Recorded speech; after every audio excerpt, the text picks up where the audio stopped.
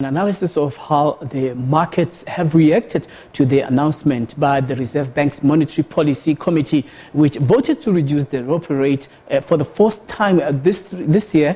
And of course, it was from 4.25% to 3.75%. As a result of the cut, the prime lending rate will fall to from 7.75% to 7.25%. And of course, the repo rate is the benchmark interest rate at which the Reserve Bank lends money to other banks. So Reserve Bank Governor Lesetja Kganyago said at a briefing this afternoon, of course, now he expects the GDP to shrink by 7% this year. And in April, the bank had predicted a 6.1% fall in GDP. So he's been tracking the markets for us. It's director at Merchant Africa, Lavan Gopaul. Thank you very much for coming through, Lavan. We've been looking at how the rand has been performing, weakening a little bit, and the uptick on the oil price. Generally, how is the mood on the markets?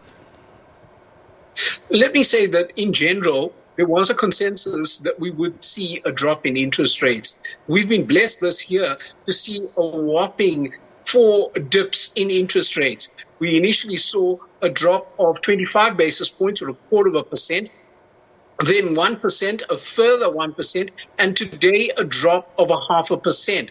Whilst the markets were anticipating a further reduction in the interest rates today, they had expected a much larger increase. You saw markets build in this price and keeping the rand trading at a much weaker level. Once the market digested that we might see a smaller cut, you saw an immediate dash for currency, and there was demand for the rand, dipping below that 18 rand to a dollar level. So all in, we're seeing a stronger currency because interest rates didn't drop as much as the market expected. Remember, from the announcements today by the Reserve Bank governor, he has already given us a flag to say we'll see a further 2 cuts of 25 basis points. The market, of course, reacting quite positively on the equities front, with a fair amount of demand coming through for banking and financial stocks, a number of property-related shares also moving into positive territory, welcoming this drop in interest rates. Colin, I think for a number of your listeners, it's probably more important to understand what these interest rates mean in terms of a home loan account. If you consider a bond for a R1 million mortgage bond that you would have had before any of the interest rates at the beginning of this year, you might have been paying in the order of 9,600 on a 20-year R1 million bond. With the interest rates having fallen over the last 4 meetings by 2.75, that repayment of 9,600 now looks like 7,900. In other words, a R1 million bond would see a homeowner paying a reduced 1,700 rand per month because of all of these interest rate cuts.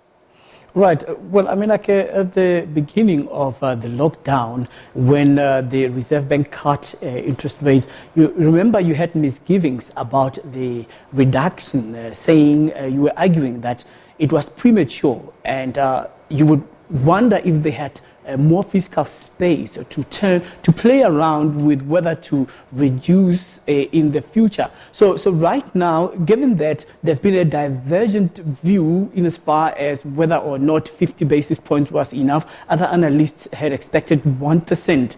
For now, what do you view this reduction as?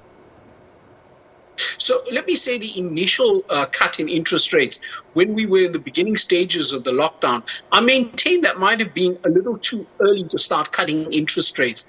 It would have been better to cut interest rates as we're ready to start up the economy. So the kind of cuts that we're seeing now, just on the eve of the economy starting up, bear in mind most people are back to business from the 1st of June. This bodes well because this puts us in a much easier position to make repayments on finance, on home loans, on credit cards, etc. But early cuts in interest rates may have been dangerous because that overreaction then gives us very little wiggle room. I'll use the example of the US, who have cut their interest rates to zero, leaving them with very little space to maneuver within the monetary policy arena. So I think we must always be cautious when deciding on interest rate cuts, and it is important to use this precious tool wisely. At this stage, we still have enough room, and there's promises of further cuts this year. Remember, all of these interest rate cuts are to try and ease the burden of an economy that was shut down. I'm hoping that once the economy is back on track, the lower interest rates would start to help us push growth a little higher. Right, Lavan, we'll see whether or not they increase the rates in their next meeting, but thank you very much for making time to speak to us. Lavan Gopaul is Director at Merchant Africa.